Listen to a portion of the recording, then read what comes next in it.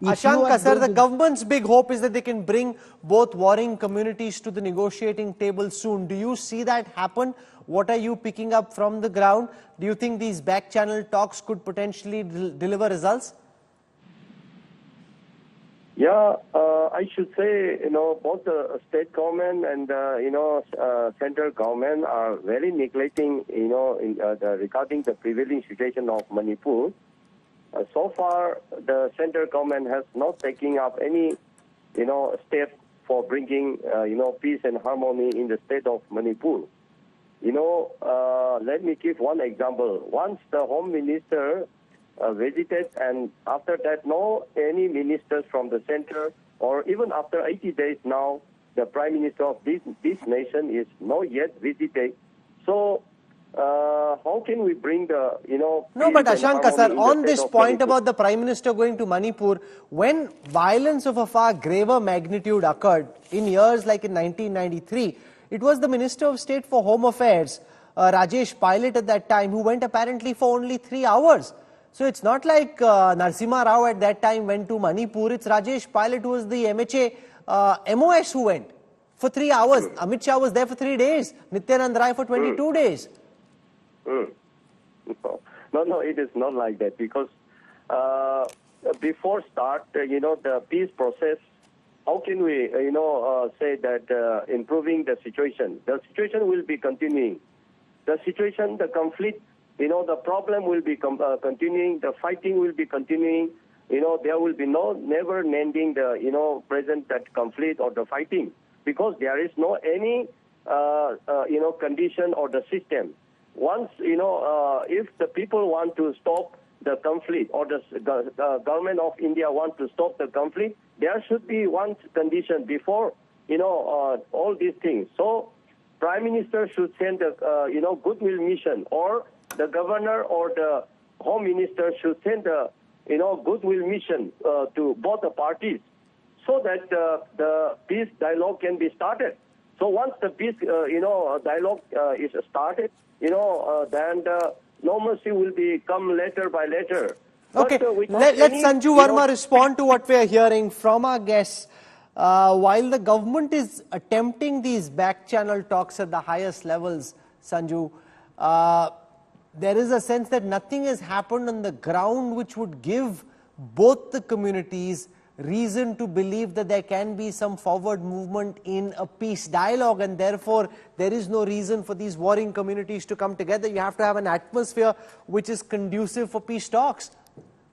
Now, Rahul, I listened to everybody, and just about everybody, with no offense to none, has said that, the government has failed, blah, blah, blah. And now I will just set the record straight. I think since Manipur came into existence as a state, it became a state on the 21st of January 1972.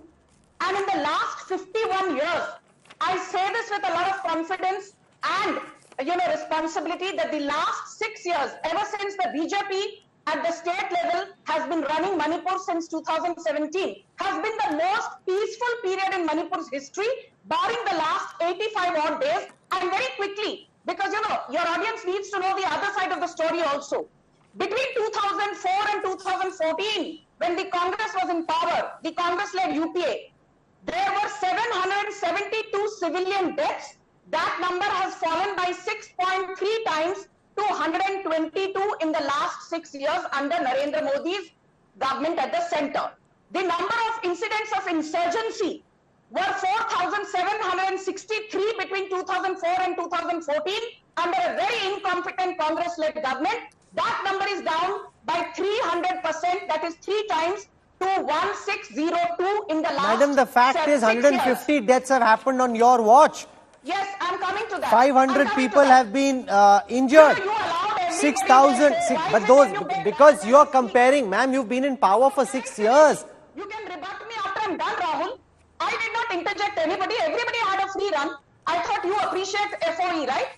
Don't BJP spokespeople have FOE on your show, Rahul Kaval? Go on, make your point. Yes.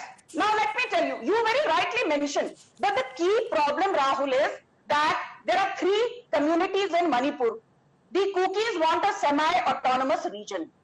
the Maitis have been wanting scheduled tribe status for the longest time. And then there are the Naga tribes who want to be part of a larger Nagaland or Nagalim as they call it. The center has been working 24/7 to ensure that the various conflicting demands of various communities are reconciled and a dialogue is established so that peace prevails once again. Point number 4, and very importantly, that there should be impartial administration. Some panelists said, what makes you think that N. Biren Singh is not impartial? What makes you think that Narendra Modi is not impartial? What makes you think that Home Minister Amit Shah is not impartial? And let me tell you one more thing. More than 50,000 people have been evacuated from NH37. Huge amount of fuel, food, medical kits have been transported to Manipur to ensure that people are not left high and dry. And I want to ask the Congress one thing. You keep blaming us, and Manipur is a legacy issue, so I will bring in the legacy issue. The suspension of operation agreement was signed in 2008. Under that, 25 out of the 34 Kuki tribal communities were supposed to be rehabilitated.